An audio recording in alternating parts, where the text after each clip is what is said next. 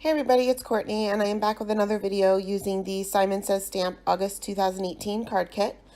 I'm starting off with a piece of this luxury embossed paper by Tonic that comes in the kit, and I cut this with a stitch rectangle die by Simon Says Stamp, and this is the largest stitch rectangle. And I also had a piece of that pattern paper that was cut down to just slightly smaller than 4 1/4 by 5 1/2. And I played around a little bit with this paper and found that you can stamp and you can color right over top of it. So I stamped my image with Intense Black ink by Simon Says Stamp. And I'm using my Copics right over it. Now you're not going to get that much of an intensity just because you have that blue base of the cardstock. And you can blend. It doesn't give you as much texture, but you already have the texture in the background being it is embossed. So I am coloring the little mason jar here blue, but just slightly darker than the paper itself so that it does stand out a bit. Concentrating my darkest areas on either side because this is a rounder object. Now for the flowers, I'm starting off with my darkest color. You can use the flicks like I normally do, but to be honest, once you add the lightest color, you kind of lose that texture on this paper. So I'm using my RV markers and just laying out where my darkest areas will be. My darkest areas will be where the petals are laying behind another petal. Also, there's certain areas where the petal is folded over on itself that would also create a shadow. I'll go in with my 2 midtones and then back to my lightest color and just going over them very quickly.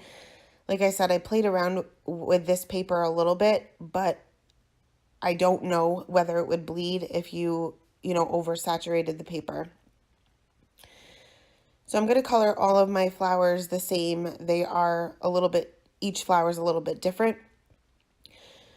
You're going to kind of lose your black outline from the stamp. So you want to make sure that when you're creating your shadows, you're not putting shadows from each petal right next to each other. So if I'm creating a shadow on the right hand side of one flower, I want to make sure that the petal right next to it is not going to have a shadow on the same side, or else you're going to lose the shape of each petal. So I'll speed this up a little bit because I did, like I said, color each flower the same. 2 of them are pretty much the same flower, one's just larger than the other. When I got done coloring, I lost the dimension and the texture within the petals from that flicking, I did go back in with my RV17, which is my darkest midtone, and just added a few little lines within some of the larger petals, especially when there was a line within the image itself showing you where there should be some texture. I just added that back in a little bit. It ended up blending right back in, so you didn't really notice it, but you can always add texture later on as well.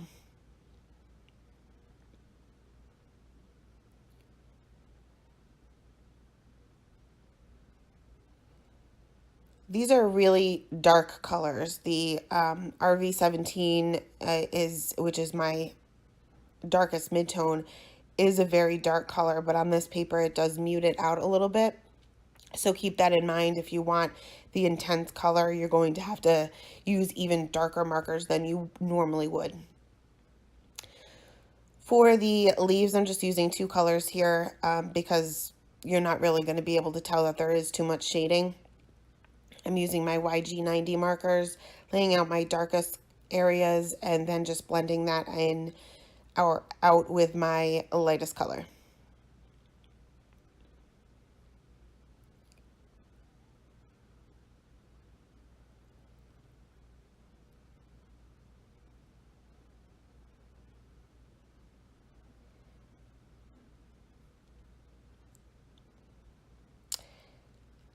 Next, I took a white gel pen and just added a few little highlights to the mason jar. And for my sentiment, I decided that I would try to white heat emboss right on this cardstock. I wasn't sure how it was going to turn out. I've never used this cardstock before, but I figured I would try it. I probably should have tried it before I spent the time coloring, but it ended up working out. So I'm using my Versamark ink, stamping my sentiment on the top part of my panel, and using Hero Art's white heat embossing powder to go ahead and heat set my sentiment.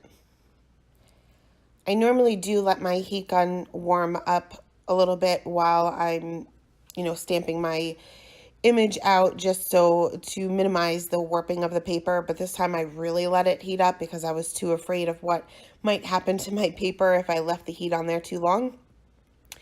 But I was surprised. The paper did warp a little bit, kind of like, it reminded me kind of like of watercolor cardstock, how that warps a lot.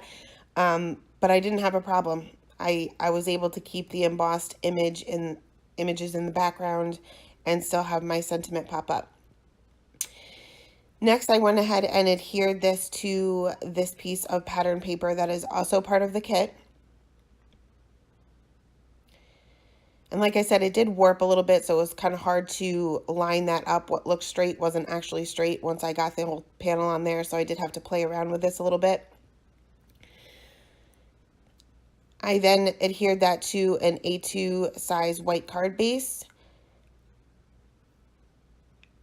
and then used a few of the Nuvo drops that also come in the kit, and just added a few drops right underneath that sentiment. That is it for today. Thank you so much for stopping by, and I'll be back again tomorrow for day number 4.